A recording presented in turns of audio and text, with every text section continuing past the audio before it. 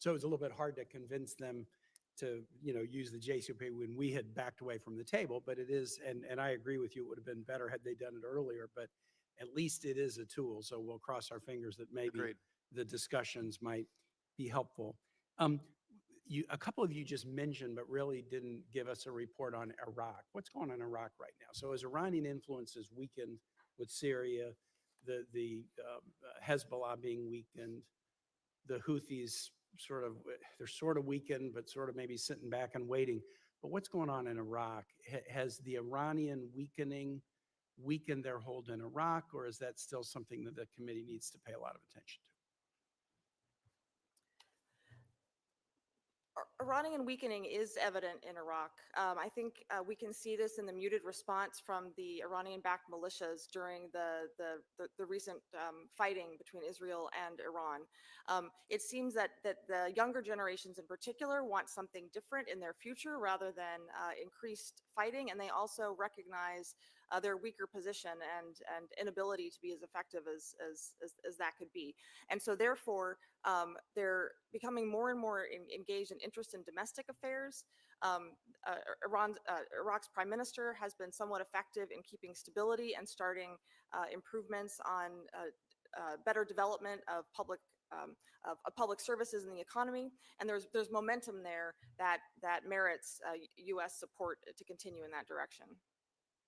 Please. If I could just add, Senator, during the Biden administration, we negotiated with Iraq a 2-year transition of Operation Inherent Resolve, our counter-ISIS mission, with the ability to extend that further by mutual agreement. And so I think it's something I hope the administration will turn to, since the Iraqi Shia militias have largely been deterred from additional attacks against U.S. forces after some early attacks in the first months of the war. I think there's a good opportunity to find a more stable basis to maintain a U.S. presence that supports the Iraqi security forces continuing the counter-ISIS mission, provides some reassurance to our Kurdish partners, and also gives us a presence, quite limited presence, but a presence that nevertheless allows us to balance Iranian influence and compete with them. Let me ask this: with Hezbollah weakened, how important is it that the United States continue to support the Lebanese armed forces?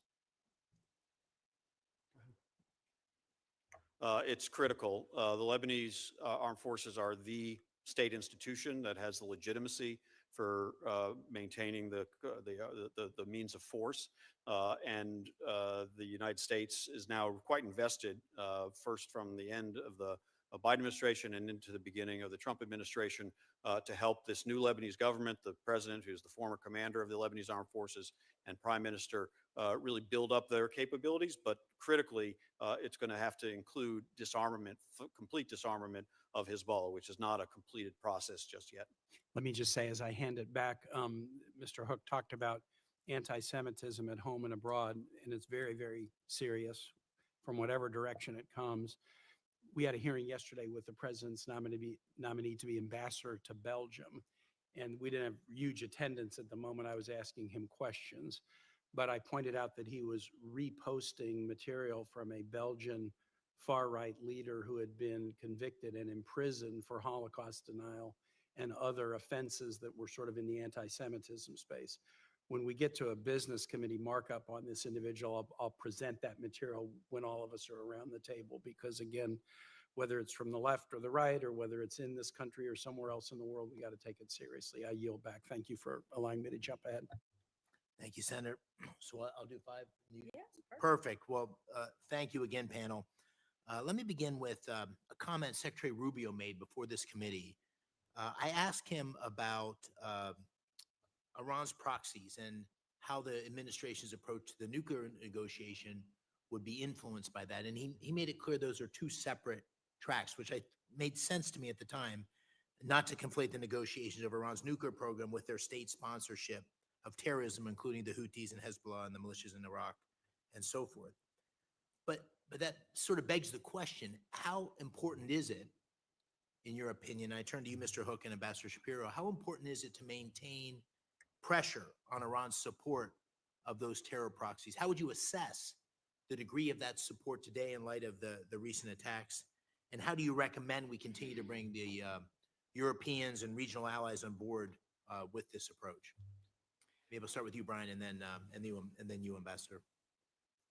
Senator, I think it could be a very good strategy to have the nuclear talks limited to the nuclear talks while the United States, Israel, and its partners address the proxies as they have been doing over the last couple of years, essentially since October 7th, where Israel and the United States has done historic work damaging Iran's projection of power through its proxies.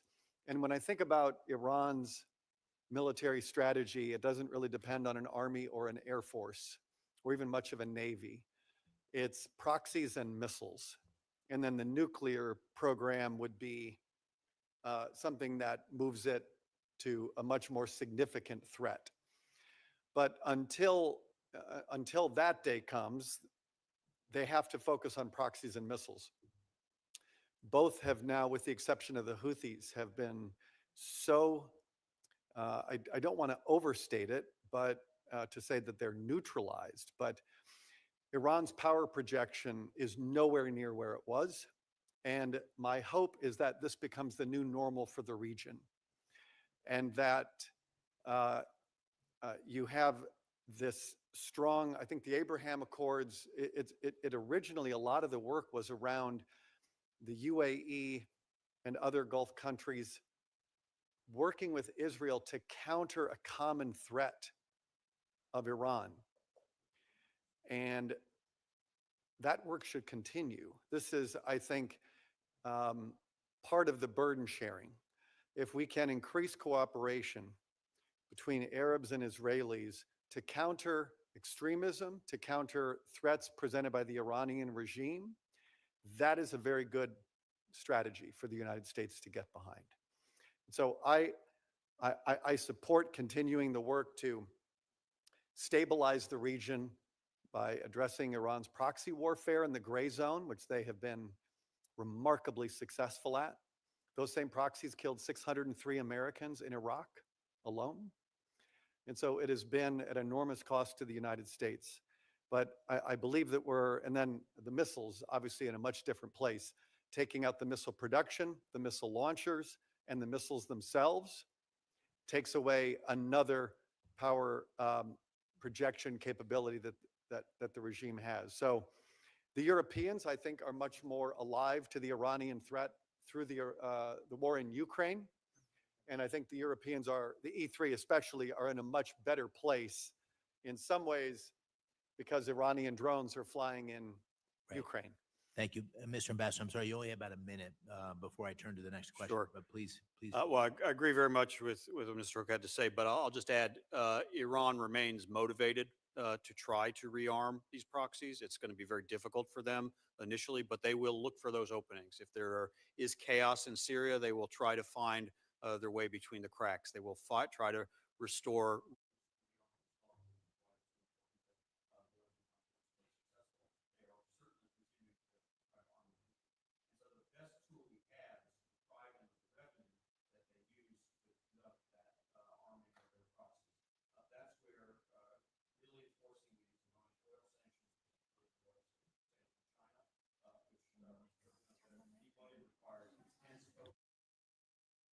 It requires intense focus and day-to-day management by expert teams at the State Department and the Treasury Department in order to get to the right port operators, ships, front companies, banks, et cetera.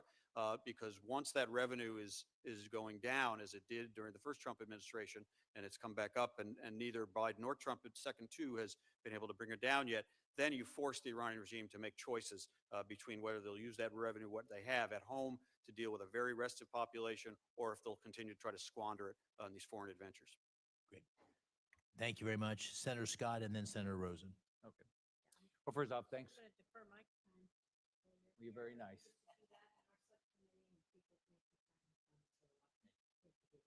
Well, first off, thanks both of you for hosting this. Thank you guys. Thank each of you for being here. President Trump is the most pro-Israel, pro-peace president of our lifetime and has made all the difference in the Middle East, which is why I'm glad we're having this important discussion, how we can protect American interests throughout the region as we continue to stand with our great friend and ally, Israel. Over the years, Israel and the Jewish people have faced countless obstacles in unimaginable persecution. If you look at what happened on October 7th, when Iran-backed Hamas terrorists brutally murdered and kidnapped Americans and Israelis. I think all of us have met with families. They're still being held hostage, and it's pretty heartbreaking. Every day these hostages are held is another reminder why we must continue to stand with our good friend Israel, our one true democratic ally in the Middle East. Mr. Hook, with this and your experience as your special representative for Iran in mind, how important is it that America stands with Israel in countering Iranian aggression? I think it's indispensable. It's absolutely indispensable for us to, as I was saying earlier, there is a favorable balance of power now in the Middle East, and the Iranian regime is facing its worst crisis in its 45-year history. As Chairman McCormick was saying, the challenge now is how do we translate the military gains into political wins, into an enduring sort of greater peace? I think a lot of that comes through Saudi normalization and helping to bring an end to the Arab-Israeli conflict. You can do it through obviously working with the Palestinians. You know, Jared Kushner put out a very credible and good peace plan in the first term. That created, I think, an opening when the PA walked away from the table for the Emiratis to come to the table. And then we had our first Abraham Accord, and then Bahrain and Sudan and Morocco. I think that should continue. And I think that it'll be very good for Israel. It'll be very good, I think, for the Kingdom of Saudi Arabia. At some point, I hope the political space exists for Saudi to do that. I think we've seen UAE and Bahrain and the other countries in the Abraham Accords have enjoyed great benefit from it. And I think more countries will follow. Bottom line is we need to stand with Israel. Unfortunately, we know it's not just Iran that's the problem. We have terrorist groups like Hamas and the Muslim Brotherhood fueled by our enemies, and countries like Qatar and Turkey claim to be an ally to the United States, but aligning with terrorist groups and against our true allies. So again, Mr. Hook, do you think the United States should be helping these countries that enable terror? Well, right now I saw today that it looks like Qatar had said to Hamas that they need to have a better response to the proposal that's on the table.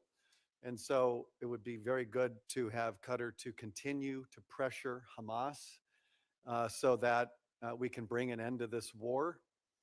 I worked very closely with all of our Gulf partners and believe that the Gulf is the heart of the new Middle East.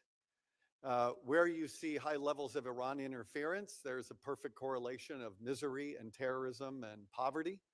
And so I think the Gulf is the future of the Middle East. And as I said earlier, we need to work with our partners in the region and stand with them in good times and in bad. So what do you think about Turkey? Well, first off, I look at Qatar that, they've supported Hamas all along. They've given money to Hamas. They have the Hamas leaders in their country. They live in luxury, and they don't put you can't see any pressure to bring these hostages home. It's disappointing. And in Turkey's, it doesn't seem like they're much better. Turkey is always complicated. We had obviously our bilateral issues with them when I served in the first term. With the fall of Assad, obviously that was a win for Turkey to expand its influence, which could very much, come at cost for the Kurds. And so from everything I see, there's a lot of effort to try to work through these bilateral issues in the second term of the Trump administration. Thank you, Chairman. And thank you again for letting me go. Thanks, Jackie. Senator Rosen. Well, as protocol goes, we always defer to the chair of ranking member. So I have to be here till 4. So we appreciate that everyone comes to this important subcommittee, and happy to take my questions before we gavel. So Senator Well, Shaheen, please. thank you very much, Senator Rosen and Chair McCormick. Thank you both for holding this hearing, and thank you to each of our witnesses for testifying. I think it's fair to say that there's general bipartisan agreement on this committee, and I think probably in Congress, that a stable Syria is in the best interests of the United States. So as you're thinking about what we should be doing in Syria, what are the resources that are needed to bring greater stability there? And what security guarantees are needed and that the United States could be helpful with? And I will throw it open to whoever would like to answer.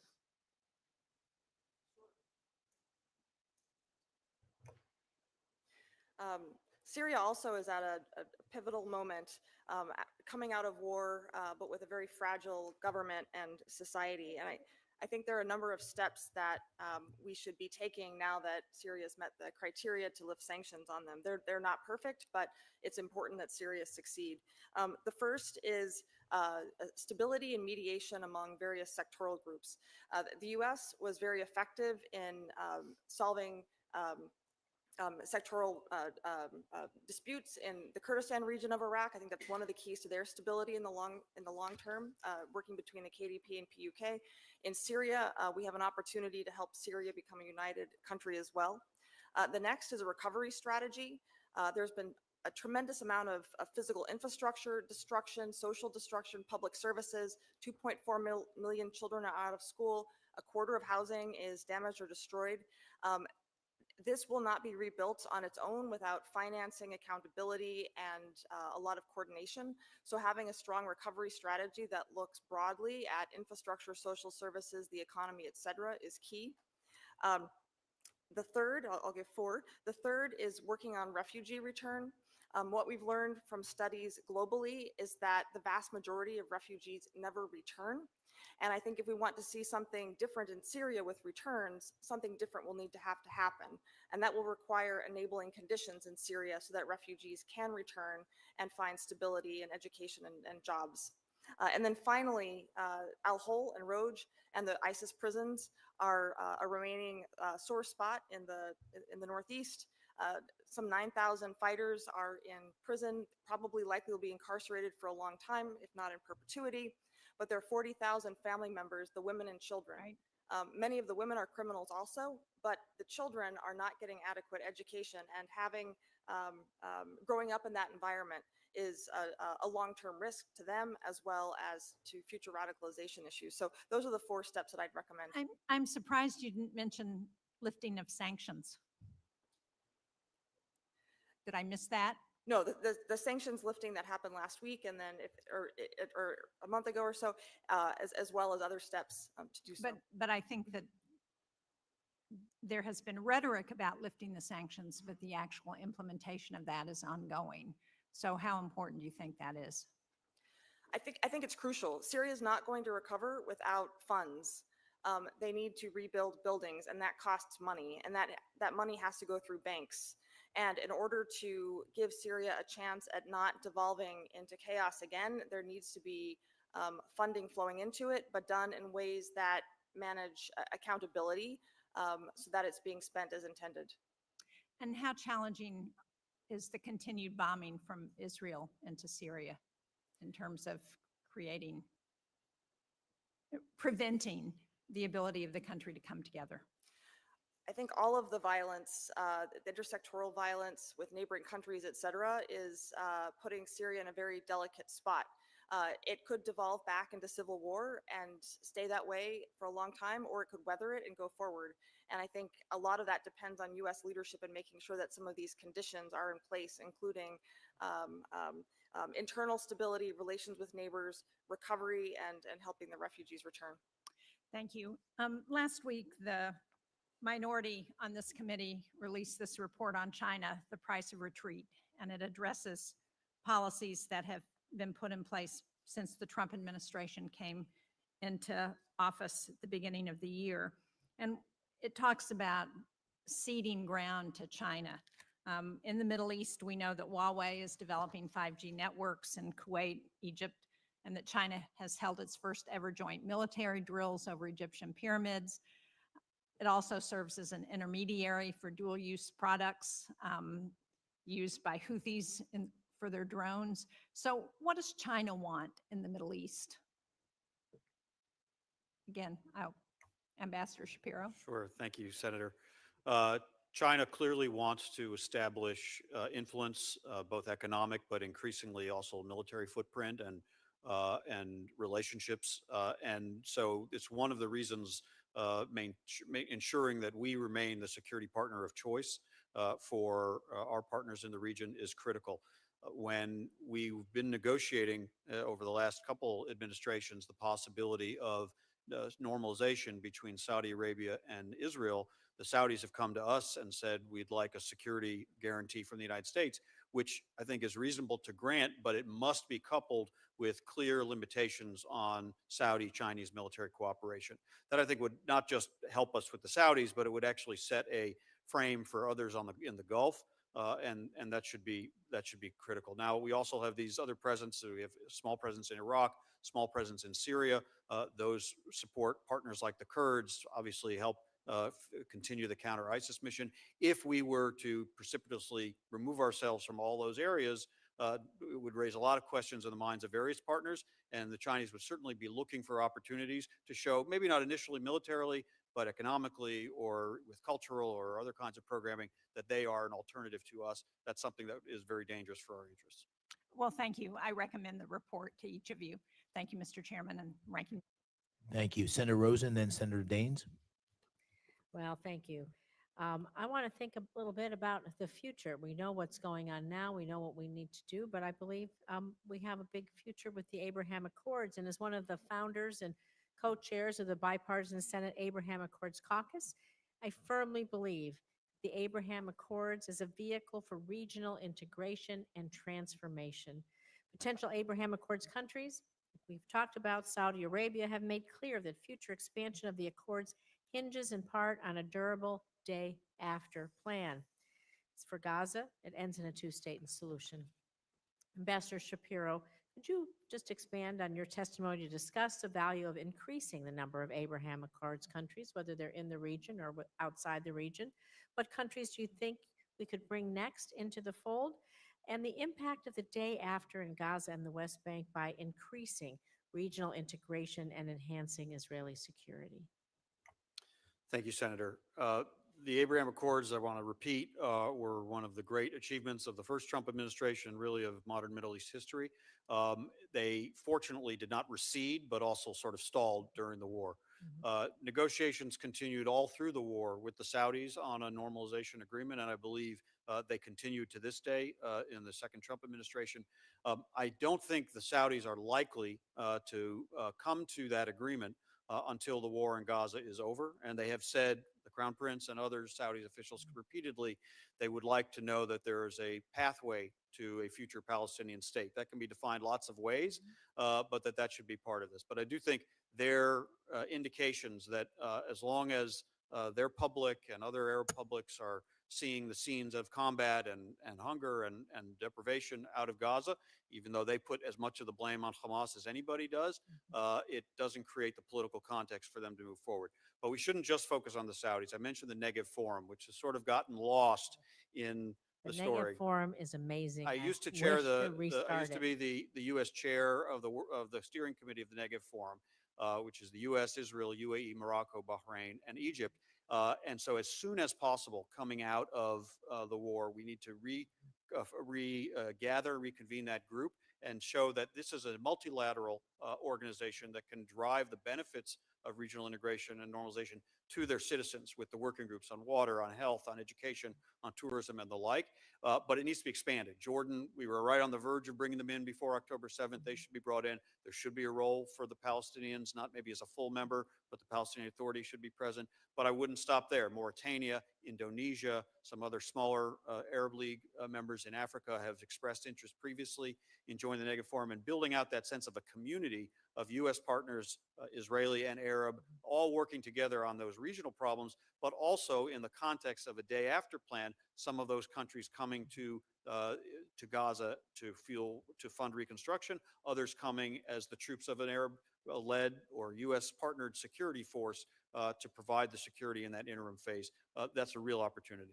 Yeah, as been to the Abraham Accords countries multiple times and multiple trips to the region, everyone discussed the possibilities and the um, all the things that we could do based on the Negev Forum in so many of those areas, water, energy, transportation, cybersecurity, education, and, well, even tourism, right? And so I really look forward to that. I have just a minute left. I'm going to just ask you, Ambassador Shapiro, about the U.S.-Israel Memo of Understanding. You highlighted in your testimony the current 10-year MOU between the U.S. and Israel, key part of our bilateral relationship. The current MOU underscores our long-term security commitment to Israel, facilitates robust military-to-military cooperation, and provides Israel with the platforms and systems it needs to maintain its qualitative military edge. The MOU expires in 2028. So can you talk about how the MOU and re-upping it or modifying it, whatever we need to renegotiate that, it will advance our mutual security interests? Sure. Thank you, Senator. It obviously remains a U.S. interest that Israel be able to defend itself. We've seen the kinds of threats they've faced from multiple fronts. And as an ally that brings major capability to deter and defeat common adversaries, this obviously serves American interests as well. Now, it is important to start that process now so that if an agreement can be reached, let's say a year from now, that's 2 years before the expiration of the current MOU, that means you don't have a gap in the acquisitions necessary. But there needs to be a full analysis done as part of that negotiation of the threats really of the next 2 decades, because that's when this MOU, what it produces, will actually bear its fruit. We didn't, when we negotiated the one from 2016, fully anticipate the drone threat that has emerged. Clearly, a major part of this is going to need to be refurbishing and replenishing and upgrading Israel's already excellent missile and air and missile defense, Arrow and David Sling and Iron Dome, and now Iron Beam. But we see the proliferation of those threats, so that's going to need to be rethought. And there are opportunities to think about how Israel, as now a partner to a number of these other Arab states that it has normalized relations with, and we hope there will be more of that, under the umbrella of CENTCOM's convening ability, can actually maximize, get more bang for its buck as the leading partner, but together with others that they are interoperable with, that they train with, that they share radar and other data with. That's something that could also be countenanced and embedded within the MOU discussions. Thank you. Thank you. Senator Daines. Thanks, Chair McCormick. A few weeks ago, I made a swing through the Caucasus. This is a question for Ambassador Shapiro. I had the privilege to meet with President Aliyev. We had a very productive conversation. I think one of the undertold stories of what's happening certainly in that region of the world is what they've done to support Israel in terms of energy resources. I also had a chance to meet with the Israeli ambassador to Azerbaijan, Ambassador George Deek. It was a unique opportunity to explore the long-standing diplomatic ties between Azerbaijan and Israel, a relationship that only looks to grow stronger with the announcement of the SOCAR oil deal, which I think is going to help diversify the Israeli energy opportunities. Ambassador Shapiro, do you believe that Azerbaijan's relationship with Israel, which I think is an undertold story, might stand as an opportunity for other Islamic nations to expand diplomatic ties and work to normalize relations? Thank you, Senator. I do. I think this relationship, as you said, is sort of underappreciated. Sometimes people would say, how can we expand the Abraham Accords? Maybe Azerbaijan. Azerbaijan has had diplomatic relations with Israel for many years, but it's one of the leading Muslim countries that has done that long before the Abraham Accords came on the scene. And because of their proximity to the region and even to the threats Israel faces from Iran, they've been a security partner because of their energy resources. They're an energy partner because of their Muslim population. They have a And I might add with that is it's the only country in the world that borders Russia and Iran. so Very strategic. their geopolitically. strategic importance is really impossible to deny, but they also have that sort of cultural convening capability and able to build bridges to strengthen Israel's relations with other Arab and Muslim countries, including some in South Asia or Central Asia, which already have relations, but not as deep and as rich as Azerbaijan's. But as we've thought about ways of broadening those regional convenings to really have the sense of an European Union or an ASEAN style organization or gathering of countries in the Middle East, Azerbaijan most certainly should take part in something. I think Brzezinski described Central Asia as the wine bottle and Azerbaijan as the cork. Becomes a very important part of that east-west type corridor that you want to see happen here with Central Asia embracing moving more in this direction when you think about who they're surrounded by and their neighbors to the north and to the east. Mr. Shapiro, in your testimony, you also laid out several things that have changed over the last 7 to 10 years regarding Iran's nuclear production and weapons delivery capabilities. I'd argue that Iran's intent is and has always been regarding the nuclear capabilities to create a nuclear weapon. If they were trying to create peaceful nuclear operations, why are they doing it way underground? Why it took the B-2s to destroy that versus something on the surface? So I think we've settled that question. I think under the Obama administration, we had a big fight up here on Capitol Hill. What's Iran's intent? And I think we've been vindicated in terms of it was to build a nuclear warhead.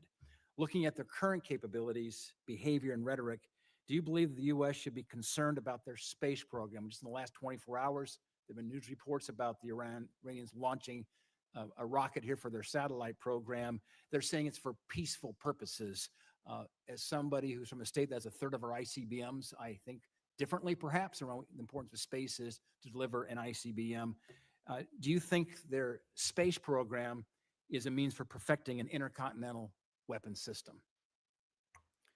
Senator, I'm not expert in the technology, but I do understand that there's not a huge difference between a space launch vehicle and an ICBM. And if you're able to master one technology, it's quite applicable to the other.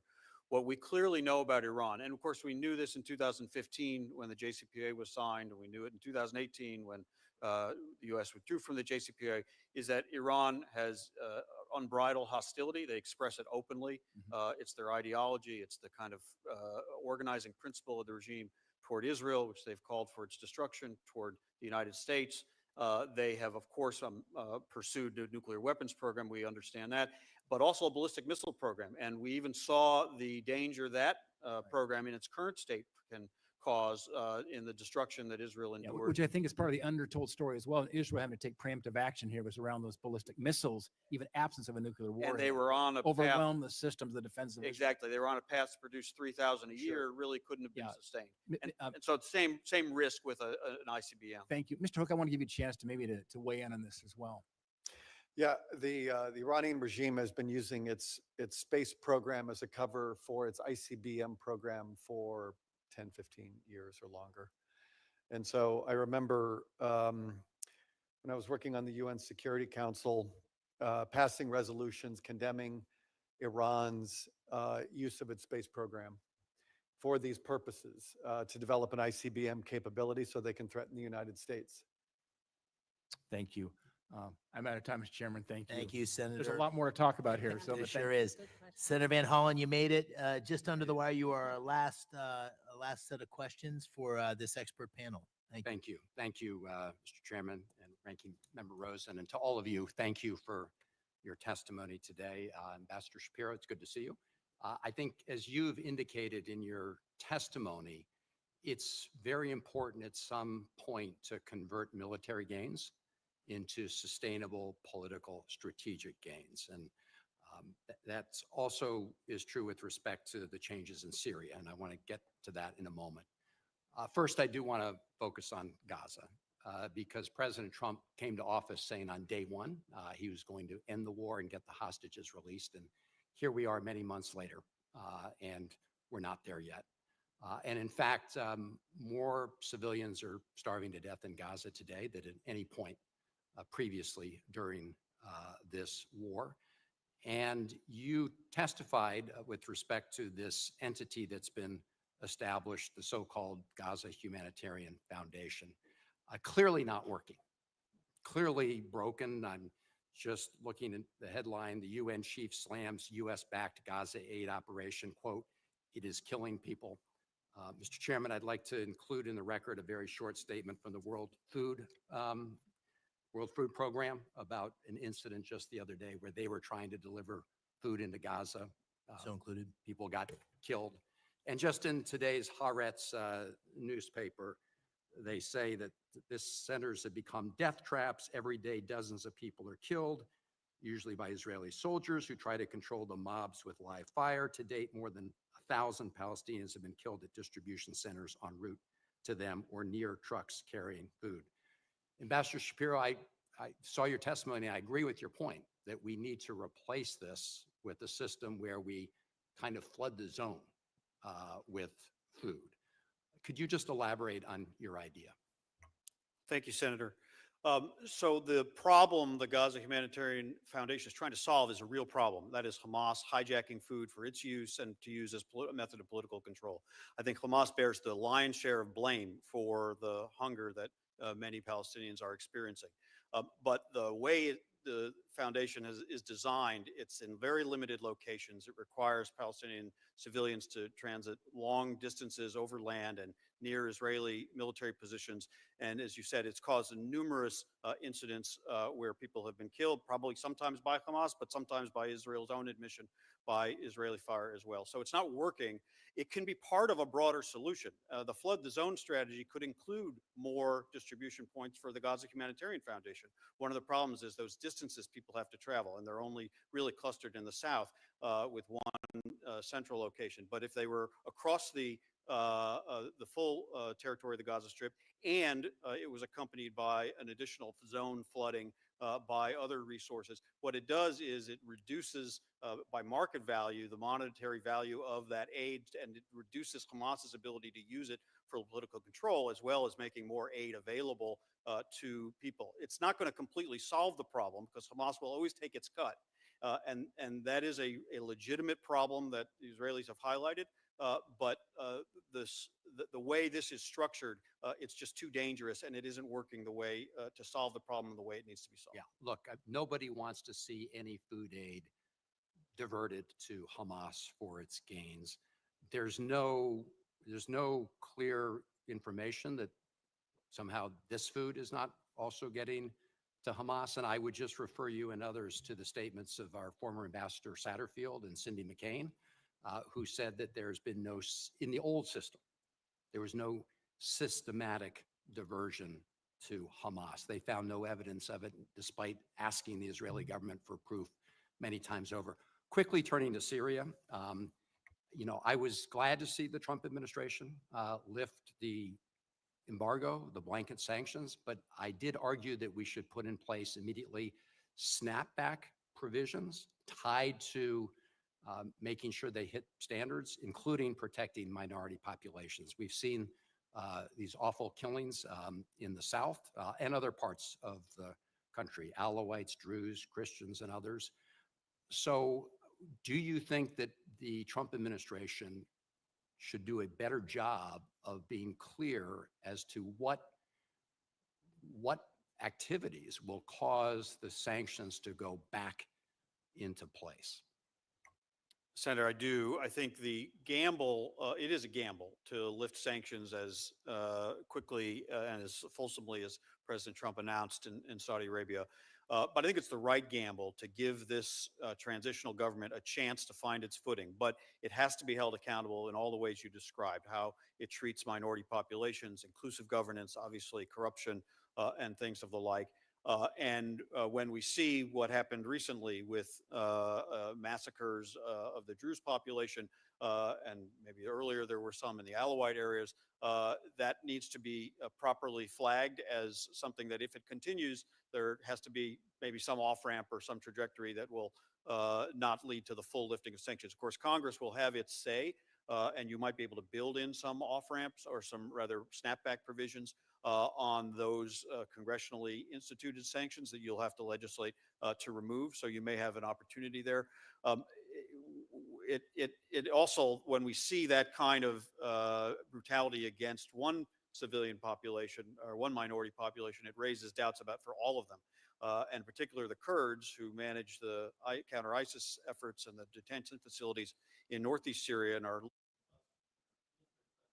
to help sustain them, their willingness to take that next step toward peaceful reintegration into Syrian national institutions will clearly be up for grabs and maybe not be able to happen if the Syrian central government is not living up to those commitments. So I do think it should be very clear what our expectations are, and there should be some conditionality for the full implementation of the lifting of sanctions. Thank you, and I appreciate your bringing up the Syrian Kurds who have been our allies in the fight against ISIS, and we need to keep our commitments to them. Thank you, Mr. Chairman. Thank you, Senator. Thank you to our star guest. I'm going to step away and give the gavel here to the ranking member. I want to thank you for your participation. She has a couple more questions. We're grateful for you to be here. I think a very good discussion. Thanks to the committee staff for making it happen too. Thank you. Thank you, Mr. Chairman. We've had such great participation today. So we slated for an hour, and I just have two more things I want to ask. So I figure I will stay and close out the hearing. So if you indulge me, I just want to actually this is just a statement for the record. I agree with the panel and my fellow senators that we have to have strong diplomatic engagement. It's more pressing now with Iran in order to build upon the military success we've had to ensure Iran never develops or acquires a nuclear weapon. And of course, as Senator Daines talked about, we have to watch what they're doing in space, because we know space is an integral warfighting domain. Well, real space and cyberspace, but those are that's for another hearing. I want to ask two things. One is they're both to Ms. Culbertson. One is about the Iraq reintegration program, and the other is about Gaza reconstruction. So I recently returned from a trip to Iraq. I was in Erbil and Baghdad. I was struck by the complex integration challenges that's facing the state. A large number of internally displaced persons still residing in the Kurdish parts of the country, also tens of thousands of repatriated individuals from the Syrian camps. So, Ms. Culbertson, after you followed Iraq through your career, you're an expert in migration and refugees. Can you talk about the importance of thoughtful reintegration of these populations and how we can use that thoughtful reintegration so extremist groups don't take advantage of these populations if they're not provided life-saving care?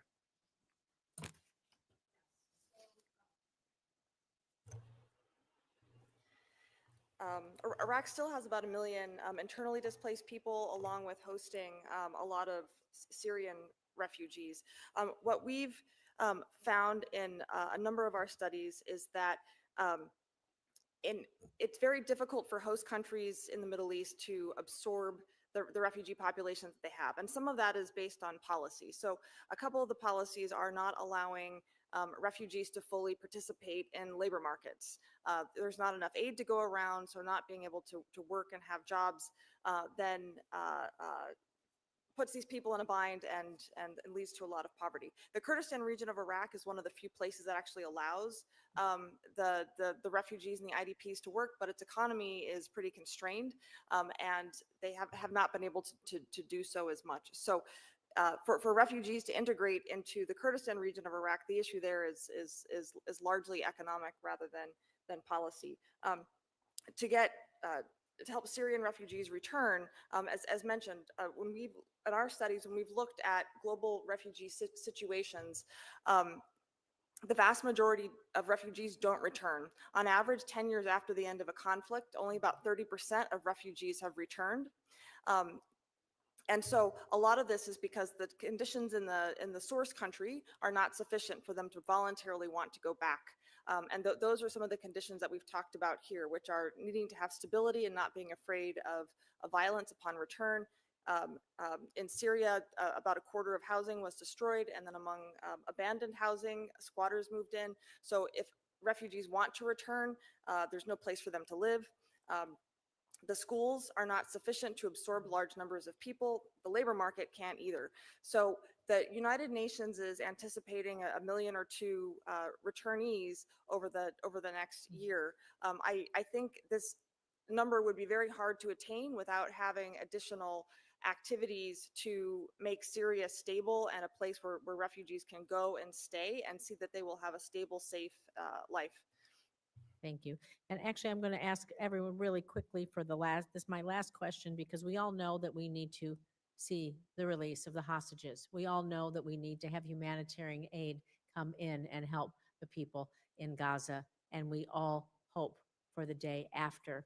So if you would just briefly, each one, tell me what you think the most important thing is that we can do to begin that process, what you might recommend, and I will just finish out the hearing with that, because I think that's the most pressing um, topic on the minds of so many right now. Ms. Culbertson, we'll start with you.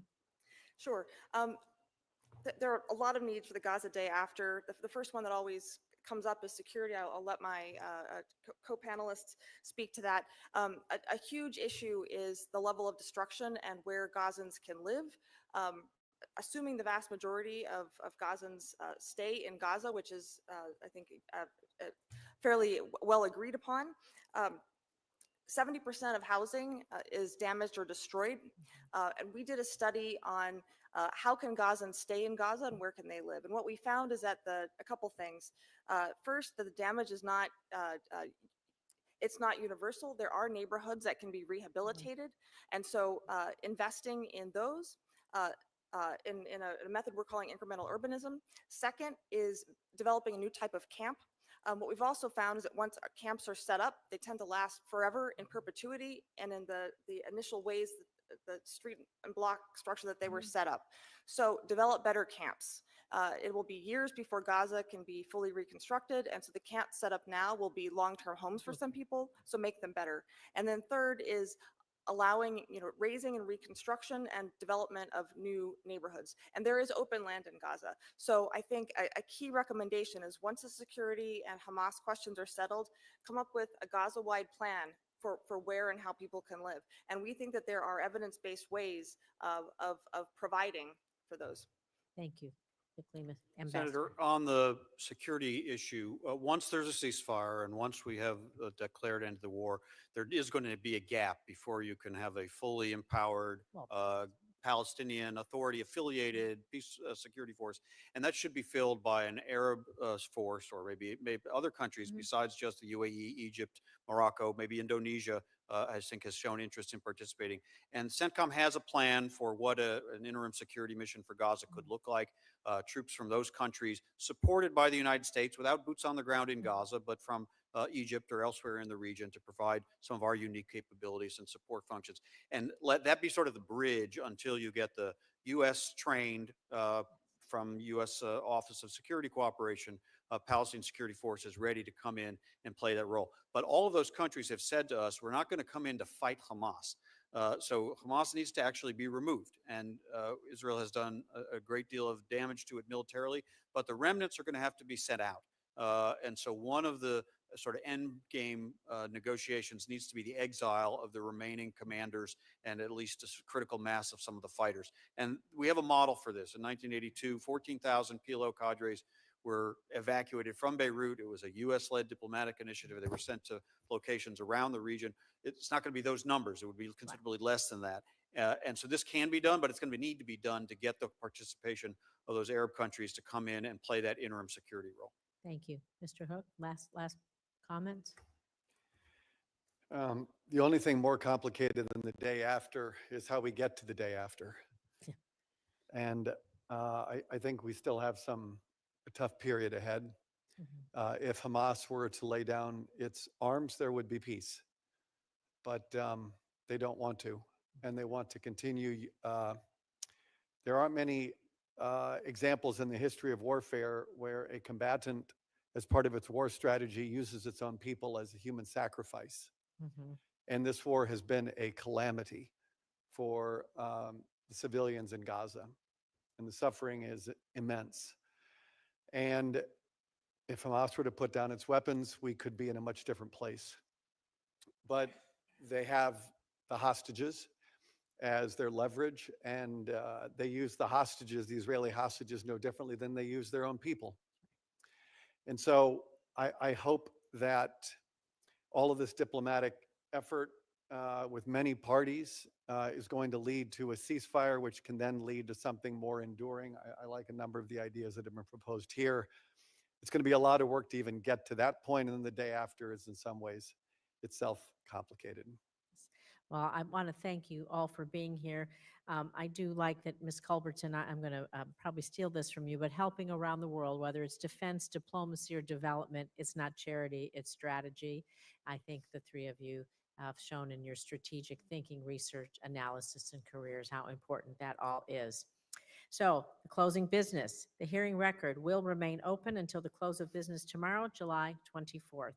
We would ask the witnesses to respond to any questions submitted for the record as quickly as possible with your response, and it will be included in the record. And I thank you again for joining us and your work, and the subcommittee is now adjourned.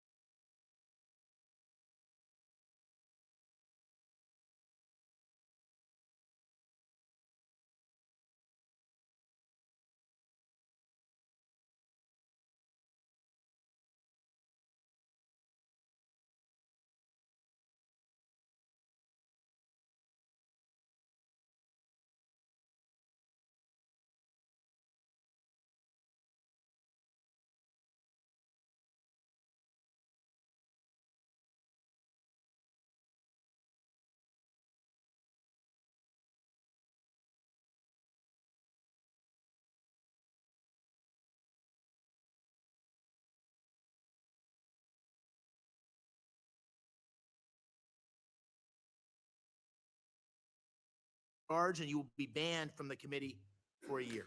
So thank you for